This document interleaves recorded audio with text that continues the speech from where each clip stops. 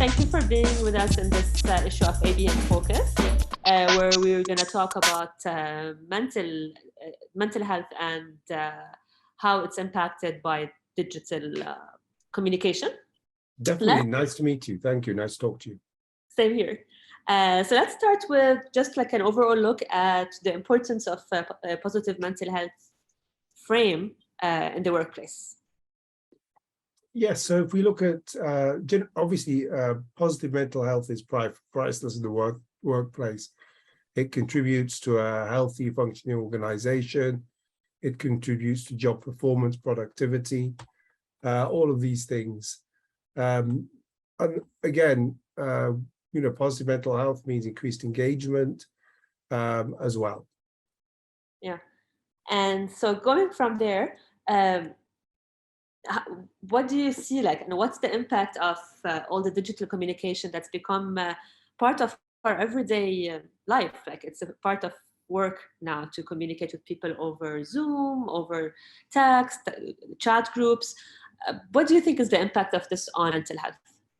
I think it's very important to, first of all, work with employees, look at feedback in terms of tuning the application and the planning of technology implementation within the workplace.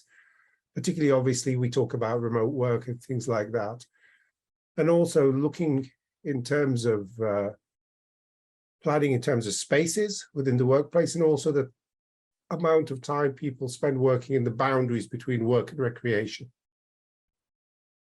Okay, so as we move forward with work and you see like more people are going back into the office, how do you have this between working from home, working from the office, especially when it comes to mental health?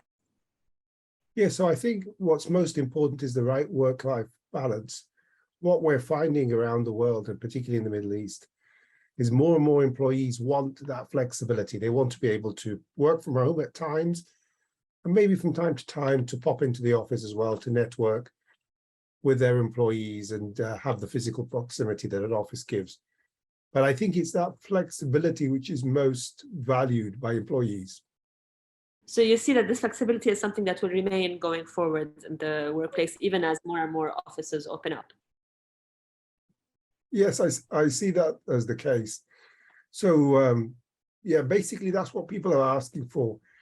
And what we found in surveys is that 70% of professionals are thinking about leaving their jobs when they find that flexibility is being restricted. Yeah. So as digital communication will obviously remain part of the workplace, you touched upon it a bit, but if you can elaborate on what are some of the ways that, when you're having digital interactions like meetings or online, how can people, have it in a way that also protects their mental health, especially since we've been talking a lot about like Zoom fatigue? So I think it's very important to establish boundaries. Okay. So it's, when you're working at home, I think it's important that the work doesn't take over all your time and invade your private space within the home environment, and the boundaries are created. And I think that's extremely important, that there are communication norms, that people communicate within certain boundaries in terms of time, in terms of the context of the difference between just calling somebody and maybe scheduling a meeting. All of this is correctly done in order to maintain people's mental health and avoid fatigue.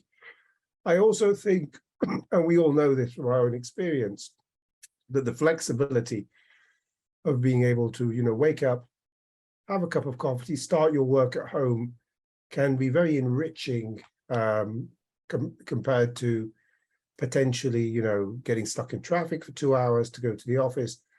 And I mean, I see, and I read in Bloomberg, I read all sorts of articles about employees pushing back when employers are too rigid in trying to reimpose the old ways of 9 to 5 in the office every day.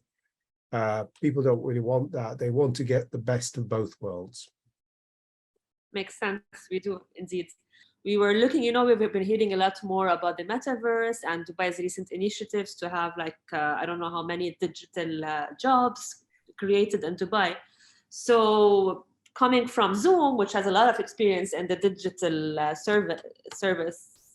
digital communication, if we take it a step further, what do you think will be the impact of the metaverse on mental health once it becomes the masses?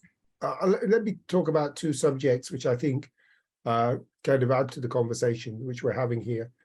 Sure. And so you're absolutely right that Dubai and the UAE is putting a lot of effort into the sort of the digital arena. We saw the introduction of remote working visas, so people can come and work in the UAE who may have businesses overseas, and we're seeing that increasingly as a trend. So people are really focusing on what they do rather than where they are in terms of the work that they do. And that's creating a new culture, a culture of, whether they're called, sort of digital remote workers. And obviously the UAE with good infrastructure, easy physical connectivity, it's easy to catch flights here, very strong telecommunications infrastructure is an ideal location for this. And we're seeing this increasingly part of this, the work scene. And there's another element of this, and back to our discussion about mental health, that something which is the workation. So the workation, this is a new word that is being coined now, is that people often take their work and go to a pleasant environment, which may be, a resort, or maybe a, coastal or mountain, kind of environment with pleasant weather or pleasant scenery or something. And they can conduct their business there, and they can use that as a way of taking a break while remaining productive. So having a change of scene. So, yourself as a journalist may think to yourself, you know what, I'm going to do my work, but I'm going to be in a mountain resort, and I'll spend a couple of weeks. And normally, we have to split in between vacations and work, but the workation is blending that to allow people another alternative to refresh themselves in working terms.